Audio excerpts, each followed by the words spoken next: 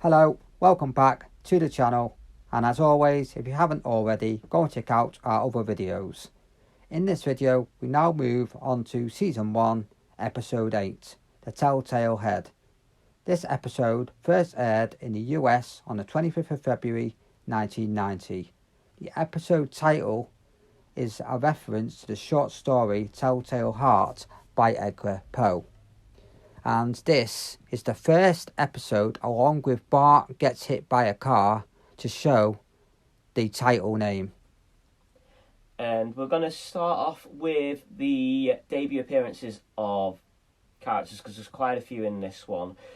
We get the first appearances of Sideshow Bob, Reverend Timothy Lovejoy. Which, talking about Reverend Timothy Lovejoy, it's the first appearance of the first church in Springfield, Bart and Lisa's Sunday school. Yeah, which then gives us the debut of the Sunday school teacher, Miss Albright, who, although not a main character going forward, she does have a few speaking roles when Bart and Lisa or other... Yeah, go to Sunday school. Yeah, but apart from that, she is in quite a few episodes, but mainly as just background. We also get 3 more bullies debuting here. Jimbo, Kearney and Dolph. But Dolph isn't officially named until the Camp Krusty episode.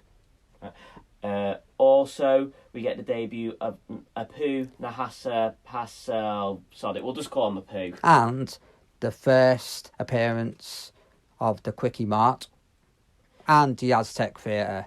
Because that's what a character. So and then well the done. final character to make the debut, a bit of a cheat this one. It's a debut in the season fully, but he did make appearances in Tracy the Ullman Tracy show. Ullman show, the shorts, and that's Krusty the Clown.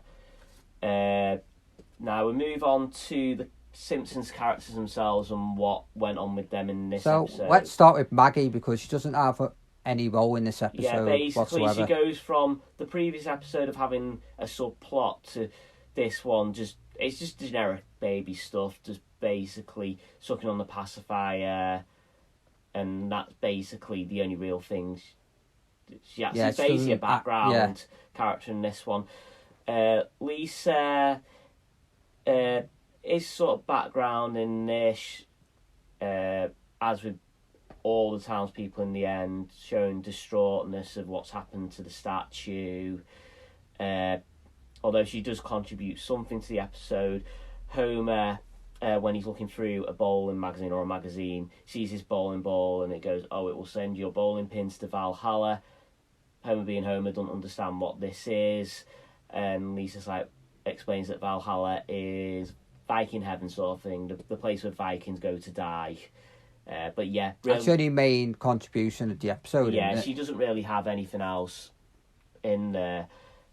Marge, again, she has a little bit more. She wants to keep the family together, go to church. Yeah, she hates the gambling in this episode, but as we'll review in later seasons, that she's actually is the gambler basically. Yeah, she gets basically hooked to it.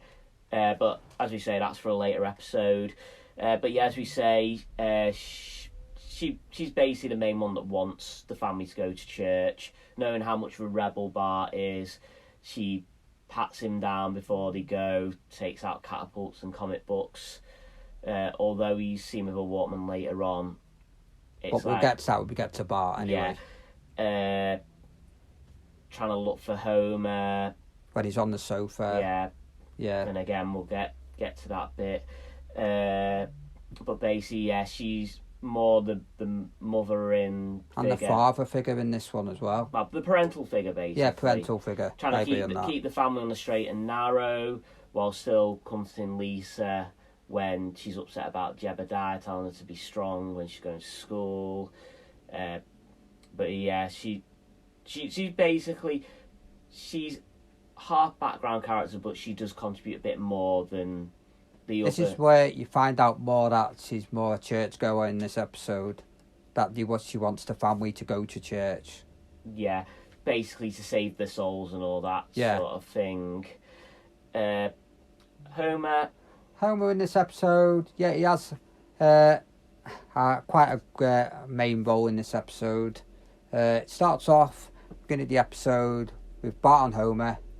Yeah, basically, Homer come across at first as being the father figure, the paternal father figure, telling Bart that, it'd be fine once the townspeople have heard what's gone on. They're a forgiving bunch. When the mob finally catches up with them, though, he then realises they're in trouble. He's then wanting to sacrifice himself. Bart then wants to sacrifice himself instead of Homer, to the point where he just comes to the decision that they'll just basically they'll go out as basically father and son. Basically, once the flashback starts, you then get into the point of finding out that Homer, is it loving American football or loving betting on it, or a bit of both? Bit of both. He doesn't like American football as he thinks he does. It's more betting, but yeah, slightly bit of both. So yeah, he's more interested in doing that than going to church. Obviously, Marge is... And how Marge didn't see the Walkman he had anyway. Yeah, which leads to the Walkman that gets confiscated. We'll hit on that in a bit. But Homer gets his hands on a Walkman, decides to listen to the game. Interrupts the church's ceremony. Yeah, basically, he's just listening to the game, and it's sort of... The commentator for the football is sort of it looks like Reverend Lovejoy's saying the words, because it's syncing up pretty well there. Yeah, and he prays at the same time as everyone, even though he's not looking at anyone, he's not focusing on them. Yeah, and then when they finally get the winning touchdown, or they get the touchdown, Homer's then ecstatic, forgets he's in church at that point, starts jumping up and down. Oh, it's good. Redeems himself by, it's good to see you all in church. Now, I don't know whether Reverend Lovejoy actually believed that, or was just... It looked like he did. It's like, oh yeah, it seems that you were really into this one. Which Marge was ashamed of. Yeah, Marge is just you should have really listened to this sermon today, Homer. It was one that you could have benefited from. It's gambling. It was on gambling. And yeah, and then basically from this point on, he just sort of goes a bit further into the background as Bart's story develops. Well, he's looking... Well, because he won the bet, he's looking to pour bowling ball in the book, most of the episode, exactly, in the magazine. He's just looking for bowling, so you get a bit more insight that he's got his love for bowling and so forth. But yeah, we'll leave him for a minute, because the rest of his interlinks with Bart. The final one we look at, and the episode, the character of the episode is built around... basically, obviously, the episode is basically all about Bart trying to impress the boys. Yeah, even though he gets it wrong. Basically, on the way home from church, basically going to church, he gets caught with a Walkman by Marge. Say how Marge didn't find that when she had him down. He must have just taken that afterwards. So that's where Homer gets the Walkman from. And then basically... You get the love of Bart's cheeky side as well. And when he's asking Miss Albright the questions about Kate, the cheekiness. Yeah, basically I think he's just trying to wind her up about, does all these different things go to heaven and all this. Yeah. The whole if you're a really good person, but you get in a really bad fight and lose your leg. But I think that's just him just trying to really wind her up, because he really doesn't want to be there anyway. No. On the way home from church, sees a billboard for the latest Space Mutants 4. Wants to see it, but Marge won't allow it. Which then leads on to him asking Homer for money, and Homer just being Homer again. It's he does comment, this wouldn't be so you could see a certain Space Mutant movies that a certain mother don't want you to watch. And he's like, perish the thought. Homer gives him the money anyway. Yeah, because that's just Homer, he's stupid. So he leaves, and as he's going, he goes on the skateboard, he sees the boys. He sees Kearney and Jimbo. Yeah. Falls off his skateboard. Kearney then laughs at him and asks whether he can do it again, to which he responds, I would, but I might actually really hurt myself and end up looking like you.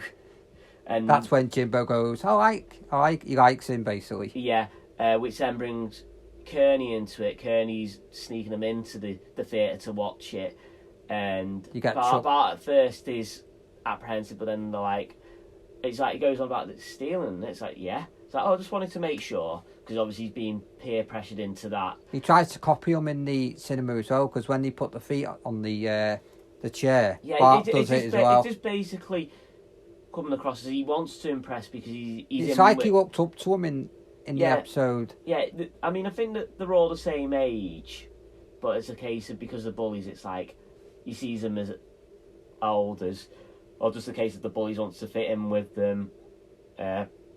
And yeah, so once he gets chucked out of there, which Jimbo's apparently been chucked out of all 4 of them in the end. Yeah, they end up going to the Quickie Mart, where Bart buys them all squishies, and even though Apu's telling them, "Oh, I'm keeping my eye on all of you. Don't go stealing anything when my back is turned." Obviously, they end up doing that, and when Bart gets outside and spots him, he just naively asks, "Well, where did you get that from?" Yeah, well, they say 5-finger discount, but the Simpsons only have 4 fingers.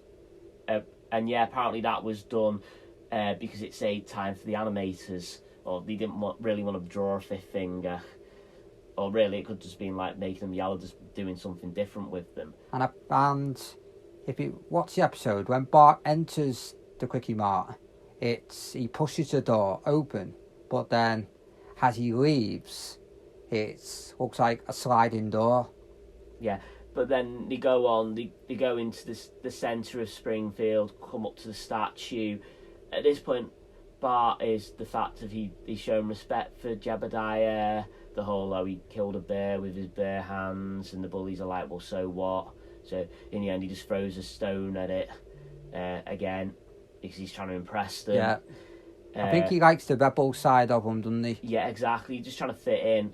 They end up then just lying on the grass, looking up at the clouds, which have formed into many things, like kids on a school bus going over a cliff. Hans Mole Man. Yeah. Looks like Hans Mole Man. And then obviously the statue of Jebediah, but without the head. And the boys going about how it'd be fun if someone did cut the head off Jebediah. So then the idea is planted in his head. Obviously Bart thinking, oh, well, the bullies want this, so this... Well, they go off him then, though. Because Jimbo goes, I thought you were cool. Then they start laughing at him as he walks away. Yeah. Because he's going on about Jebediah, how much he likes Jebediah, basically. Yeah, so Bart's got to try and do something to get back into it. So he has the idea, but then he needs confirmation of it, so he goes for advice, but he goes to probably the worst person you go to advice Homer. From anyway. And he's just like, what are these really cool kids, but to get in with them you got to do a really bad thing. And Homer just chirps up with, it's more important to be popular. And then obviously that just sets Bart off. He decides he's going to go off, saw the head off the statue. Even once he's done it, he feels guilt at doing it, but for some reason he still takes it home with him, which really, why not? If you're feeling guilty of it, why not just leave it there and just basically, all you've done then is just saw it off. No one's going to know it's you. Saves the whole problem. But yeah, then that leads to the next morning when he wakes up with the head in his bed, which is a reference from The Godfather. Yeah. And then he's basically, it's then at that point that he just realises that the whole town is upset and angry at the same time. They all love this statue. Even the bullies that were basically saying it'd be cool for it, they just pan off with like, oh, it was just cloud talk. So you get to the point where it's like, Bart's done this to try and be popular. He's feeling bad about it, and he's just made it even worse by the fact that the people he was trying to do it to impress want his blood as much as the rest of the town. So he's just basically in a hole there, and basically first he tries to just bury the problem literally, just thinks it's a good idea to try and dig a hole in the back garden and just hide it there. And then at this point he's been hearing Jebediah's voice in his head. At this point he just decides it's better just to come clean, Basically goes to the family, just shows ahead. At this point, Homer, the great known Homer, I knew it all along. Yeah. And then that spills into like explaining to the family, I did it to try and be popular with some cool kids. Where'd you get that idea from? Yeah, Marge questions it. Homer then, instead of keeping his mouth shut, tries to deflect, at which point Marge just knows it's him completely. He goes, leave off the boy, Marge. And then basically we then just see him into the beginning of the episode of them just basically walking before the mob finds them. But again, that really wasn't the way it was supposed to be originally. No. Originally... It was added. It was added basically after the original. Yeah, it was added, yeah. Basically, really, as the episodes, it really need to be added to either that, or did he really have to have them walking afterwards? It just seems like they're trying to make. So it wasn't going to be a flashback episode, was it? No, just going to be a standard episode. Yeah, because it was originally thought in the colour screening stage of the production. And yeah, so we're back up to the beginning of the episode basically now. Bart gives a little speech, puts the head back on the statue, and at this point, the town just forget about wanting to kill him. Yeah, exactly. And forgive him. Even Homer chirps up. It's like, not all mobs are going to be as nice as this one. Even have Grandpa in the mob, even though it's his grandson. But yeah, there's no reference in the episode. Yeah, but at the same point, Grandpa has been known to basically follow the crowd, even true. at the expense.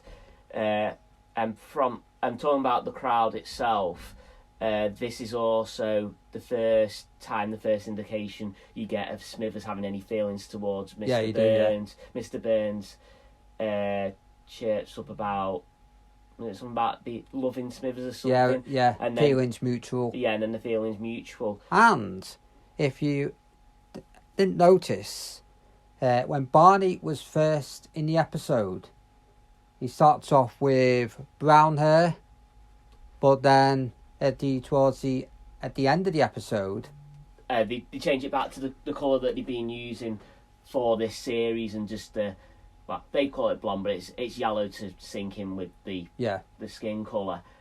Smithers as well, I think, did he have a slightly different appearance in this one, Smithers?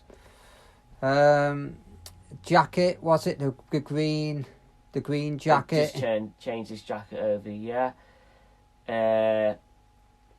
One point I didn't mention, there's a point where Lisa's watching the Krusty show, and it just shows how, I don't know whether Krusty's trying to prey on the naivety of the children or whether he is really that stupid, but when he's asking if they know who did it, and he thinks by offering a slide whistle they're going to give up a member of their own family for that, it's just like, okay. Yeah. But again, kids probably are that fucking selfish. You probably will give up for even less. Yeah. But yeah, basic production value from it, continuity, errors, stuff like that. Oh yeah, errors. Well, for instance, with the 5-finger discount, when they've only got 4, which I've already mentioned, the quickie mark the door where we pushed it open originally when he entered, and then when he left it was like a sliding door. What did he think you are when they're doing these mistakes, like the Barney mistake? If you got to watch it, you see it. He changes his colouring. It's like, what did he think you are? Well, you are going to notice. I mean, production errors like that. Obviously, yeah, errors that he didn't pick up on, even though there was instances of like them picking up on stuff in other episodes earlier in the series. So it's like you can't. It's not even like you can say, oh, they just missed it because it was earlier on. There was other errors that were picked up on. So it just seems like they rushed this one a bit. Talking about errors as well, Sideshow Bob's hair started as an afro in the middle of the episode, but in the final scene, he has his trademark spiky hair as well. So that's another error from them. Yeah. Would you say? well, yeah, obviously they've not really double checked their animation there. Anything else to add before we go on to positives and negatives of the episode? Would you say any negatives? Any errors? Sorry. I didn't really pick up on any other errors in it, to be honest. Right then, positives. Well, actually, no, let's start with the negatives of the episode. Well, the whole peer pressure point of it.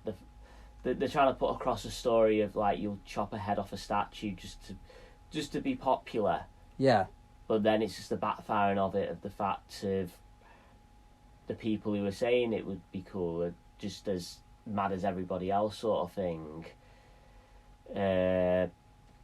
I'd say the negative part of it is when he did chop his head off. He regrets it, but then he doesn't actually put the head back on. Yeah, he just takes it. It's just I'd say that's a bit of a negative. Because it just leads to him having so many regrets about it. And yeah, the town's just wanting to pay for his blood, basically. And it basically would have been simpler to just leave it there. It wouldn't have caused as much commotion or hoo-ha. Alright then, positives? Positives, Homer's character is a bit more... Love him with Bart, because he wants to help his son out. Yeah, it comes across more paternal in this one. There aren't any instances of, apart from when he's chirping up about he knew it was Bart all along. There wasn't much anger in this episode. No, he's... Only when Bart was asking him, is it good to fit in? And Homer goes, you're going to kill someone. Are you? No. And he goes, run along. He didn't have any anger. Yeah, and basically just taking control of it, whether it was the fact of Marge being annoyed at the fact that it was his popularity quote that led to Bart doing it, but like, well, we'll just take the head back and deal with all that sort of stuff. Again, with Marge, they set her up a bit. This was the one where you really found out that she was a mothering figure. Gave her more of a character. Yeah, they did in this one. Because she took just... more of the leading role, which was good.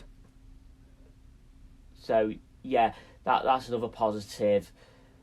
Do I think any more positives from it? It was a genuinely good episode, but the reception it got in its original broadcast, it finished 26th in the ratings for the week of February the 19th to the 25th, 1990, and it was the second highest rated show on Fox of that week. All in all, I thought it was a good episode.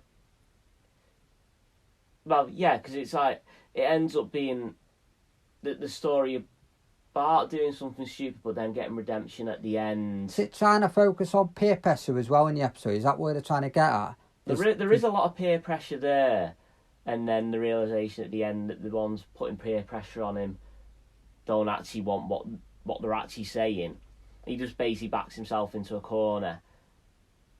I mean, one other negative for it is just the way that he was forgiven so soon. They wanted to kill him, but as soon as he made that speech, they were forgiving. Yeah. It's just like, obviously just hinting at the fact that he needed to end the episode quickly and he might have just overrun with it. But yeah, that's the positives and the negatives. Anything else to add for it? I think we've mentioned all the positives and the negatives what we can think of, can't we? Yep, anything else we need to... Would the head have been a bit too heavy for Bart to carry anyway? Would that be? Well, they are trying... Well, yeah, because statues aren't exactly that's what made I mean. of paper mache. Yeah, but he had it in his backpack and he carried it. It's well, in fairness, they did hint at... I mean, I know what you're saying, the fact that he was able to carry it, but when he puts it down, you can really hear the heavy thud. So it's like... So Bart can now carry something... It's like Lisa has a sense at what she thought she heard in the backpack. When it falls to the floor, you can sort of see Lisa's reaction. It's like... But again, maybe that's just the case of just, well, Lisa's smarter than she looks sort of thing. But yeah. In closing, anything we need to add on to there? I think we've inputted everything we need to add on the episode. No, if that's the case, yeah, we've added everything we need to add. right, well, if that's the case, then if we've missed anything of the episode which you want to tell us about, please comment down below. Or anything you agreed with us and on disagreed on, any positives and negatives, any mistakes you may have spotted in the episode. Yeah.